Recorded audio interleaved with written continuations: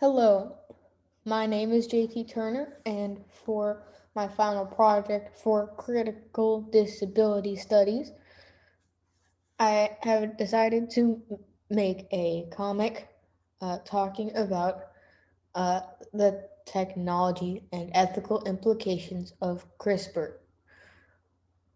This is the audio recording of the comic. The comic is called Disability Adventure 2, The CRISPR Boogaloo. Author's note. Warning: this text includes ableism, eugenics, Hitler references, and references to struggles over bodily autonomy. This comic, much like the last one, was a joy to write. I'm not a biologist by trade, so I was lucky to explore a concept I found interesting, and I will mention that the literature surrounding biology concepts appears to be more accessible at the introductory level than math or physics information. However, over the course of this process, I began to realize how pertinent this issue is. I initially thought the ability for gene editing to be commonplace would not happen for a few generations. However, with the rapid advancement of biotechnology, the era of gene editing may be sooner than we think. Considering this nation is having difficulty with Roe v. Wade again, we are collectively not ready to have the conversation about gene editing. This is clear in the search for resources I embarked on to create this comic. The majority of resources I found only talked about the positive aspects of CRISPR without talking about potential negative impact. Even the Nobel Prize website only mentioned that this might be an ethical dilemma. Excuse me, but this is going to be a crisis later. Only two articles I found included disabled voices. There is no leadership from the most impacted in this debate. And if and this must happen if we want the best outcome for the most people. CRISPR has the power to change the world, but if it is not universally extremely regulated, adding CRISPR to the equation will go very poorly for everyone. Okay, with that out of the way, it is now time for the actual comic.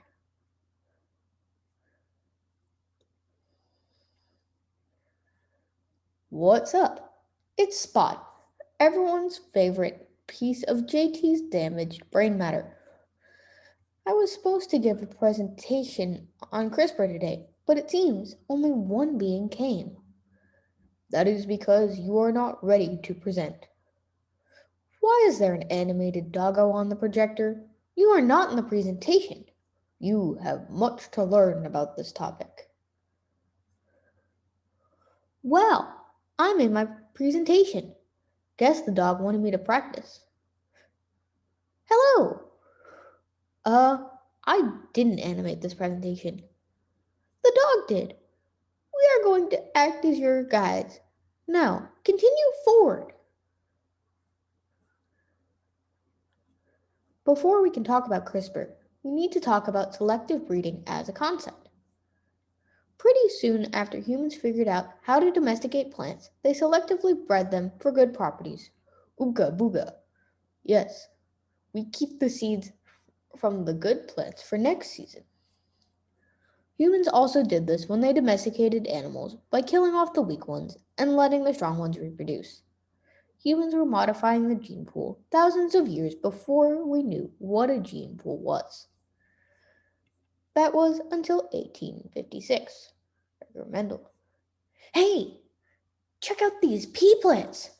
What are you working on, Gregor? When I breed them, I can predict what color flowers they will have. Really? How? It's all based on traits. These plants have dominant, more common, and recessive, less common, flowers, and other things. Each plant has two pieces of instruction on what flower color to be, one from each parent. If the dominant color is in the instructions, that's the color it will be.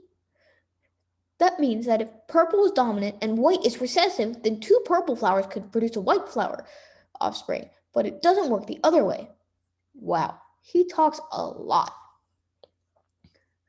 What's more, this pattern works for most traits most sexually reproducing species possess. Ah, that's how doctors are able to determine if someone may have a genetic condition from their parents. One could potentially use this work to selectively breed better traits. Do you know what physically makes up inheritance structure? No, I don't, but I think the answer's on your next slide. I should mention before we move on that plant breeders ran with Mendel's theories to create different plants with desirable traits. They would take the pollen of one plant and put it on the stamen of the other. When they Then they monitored and crossed the offspring for some generations. While this method had some success, there was often unexpected results due to all traits being crossed within the offspring. This technique, used in selective breeding, wouldn't change until we figured out exactly encoded for traits. In 1869, someone nearly had their finger on it. I, Frederick Meichler, found the building blocks to proteins, nuclein. Too bad this isn't important. Of course, proteins are the building blocks to life. Well, he was wrong about that one. But this mistake was fixed in 1940. Oh my god! I just realized it seriously took 70 years to figure that out. Look, I'm bad at math, okay? Hello, I'm Oswald Avery, the one who discovered the true purpose of DNA, formerly called nuclein. While I appreciate you including me in your presentation, you were missing the true reason how I figured out the point of DNA. Please, tell me more. I was working with two variants of a bacterium that causes pneumonia. The S type had a hard capsule and the R type did not. I realized that if I changed the sequencing of components, bases, in the DNA, I could cause the bacterium to change forms. Since I realized the bacterium changed form only when I changed the DNA and not the proteins, the DNA must be what encodes for the physical traits of an organism. That is a groundbreaking experiment. Thank you for sharing this information. Now that people knew DNA was the key to traits, plant growers began to manipulate it to get certain traits out of their plants. In a process called mutagenesis, plants are bathed in either radiation or chemicals, so mutations can occur. This method produced over 2,500 successful crosses, but countless more failed attempts. The next step in deconstructing DNA is to interpret its base order.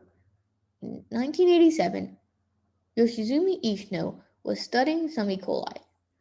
He noticed that there were many repeated sequences in a certain section of DNA split by spacers. He did not yet know the significance of these sequences. Still 6 years later, J.D. Van Emden and his research team noticed that tuberculosis bacteria contained these repeated sequences. Each strain of bacteria possessed a different number of sequences. However, the men who made CRISPR relevant would unlock its secrets in 2000. Hello, I am Francisco Mojica, inventor of the CRISPR acronym and discoverer of its purpose. Hey, I appreciate the credit. CRISPR is really cool. Would you mind explaining CRISPR in detail? I've studied it and I'm still confused. CRISPR is short for clustered, regularly interspaced short palindromic repeats, and they are found in all sorts of bacteria and archaea. CRISPR genes are made of two types of DNA combined. The repeats, white in this diagram, and the bits of viral DNA, the colors in the diagram. They serve as the organism's defense system. When a virus attacks a bacterium, the virus attempts to hijack the bacterium by inserting their DNA or RNA, half a DNA molecule, some changes, into the host genes, tricking the bacterium into making more viruses. If the bacterium survives the viral invasion, viral genetic material is incorporated into the CRISPR section of the bacterium's genome. The DNA is used to make a strand of RNA, which is split into pieces so that each piece exactly matches the code of one virus the bacterium survived. The splits occur with the help of the tracer RNA at each repetition of the original sequence. The RNA fragment, along with the tracer RNA, connects to a protein called Cas9 to create something I like to call genetic scissors.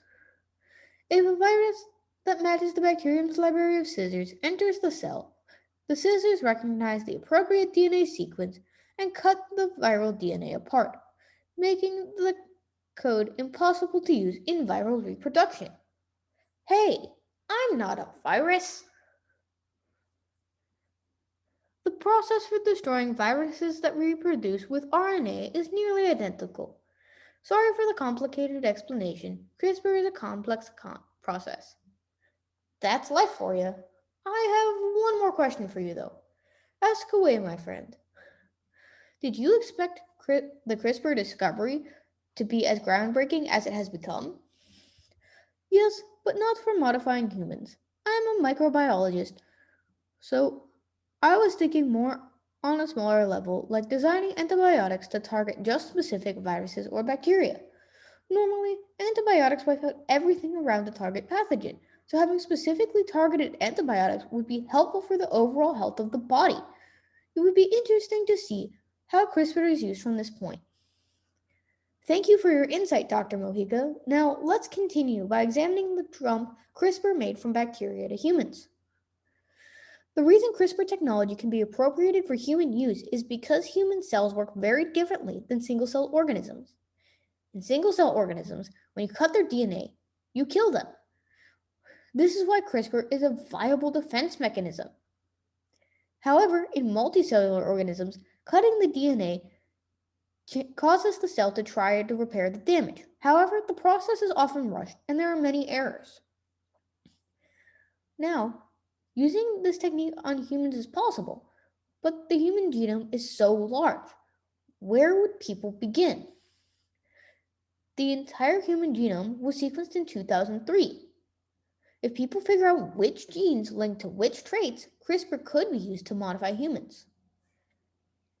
The transformation of CRISPR from defensive tool to offensive weapon was pioneered in 2012 by four individuals: Jennifer Doudna, Emmanuel Charpentier, Feng Zhang, and George Church. If you know which gene causes a certain trait, you can code the RNA piece in the genetic scissors to match the gene. When the gene is cut, there is a large chance that there is a mistake in the repair process which will cause the trait to not be expressed. Church, Feng, Doudna, and Charpentier figured out how to engineer example-modified Cas9 proteins that would work for the human genome. This technology has limited use today in clinical trials, such as ridding someone of sickle cell blood and giving people gains in vision. For their efforts, these scientists were awarded a Nobel Prize for Chemistry in 2020. This concludes the material I had planned from the presentation, but I guess it would be cool to see what some of these scientists thought of their achievement. Now that this advancement is made, we can totally get rid of all the genetically inherited diseases. James, you can't believe stuff like that. Did you not have the weird dream where Hitler said he was proud of you for doing genetics work? No, I think you're the odd one. Hold on. Dr. Dudna is right. Dr. Church is taking CRISPR way too far into eugenics territory. I don't feel so good about my presentation now. I knew it. You were not ready to present. Ugh, the dog is back. At least I'm outside my presentation now. Excuse me, Buff Dog, but who are you exactly? You really think I wanted to be like this? Sorry, I was too angry for proper introduction. I'm Tiangao, a victim of genetic manipulation. My myostatin was turned off, so my muscles grew out of control. I'm sorry to see that. Consent is part of the issue. Those unborn cannot consent to changes made to them. It's not just me I have to worry about. If I have children, I know they can't consent to changes I pass on. I also highly doubt my parents consented to this. It's good to see that the human community has taken the issue of consent seriously. Some doctor used CRISPR to make someone immune to HIV and they got put in jail. True, but he didn't realize at first that what he did was wrong. There is a larger ethics issue at play. He unknowingly participated in common sense ableism, assuming that someone free of conditions is better than someone else. When this is applied to a larger scale, it assumes that autonomy and functionality are the most important parts to life. Velvet eugenics. Precisely. One could argue that if we treat humans how we have treated plants, we would be using ableist practices. You know, I only wanted to use that history of agriculture to prove that humans are accustomed to selective breeding.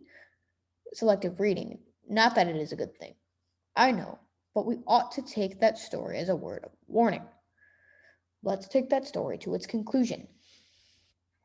If we bring the story of plant breeding up to today, there are many thousands of specifically bred plants, each with someone who owns the rights to the genetic combination of those crossing. Courts have ruled that other people cannot make plants with that genetic code. Wait, does that mean people could potentially lose more autonomy over their own bodies? In 2013, the Supreme Court ruled that genes that are modified from their original condition could be patented by the maker. The CRISPR era looks like it's off to a bad start already. If genes can be patented, then there is already competition for the best genes, which could lead to an inequality in access if they are not regulated. This could lead to even more inequality and ableism. Honestly, I'm starting to question if CRISPR is even worth all the trouble it may cause, even with all the potential benefits. I get why you would say that, and generally, policymakers agree with you. Many countries have restrictions or bans on the genetic modifications in humans. However, CRISPR would do great things for many people, such as giving people who would die in utero a shot at life. I guess this is why we should take this question seriously. Policy is not yet concrete, and the way that shakes out will shape the course of the world forever. Do you have any advice before we head out, Tiangao? I would remind people that everyone as they are has something to bring to the table, be it wisdom, kindness, empathy, skill, joy, or ideas. The perfect world is not where everyone is perfect, but where everyone currently alive can live comfortably. Our focus should be on those who are here around us. The end. If you would like to see the works cited page, please visit the Serendip post. Thank you for your time.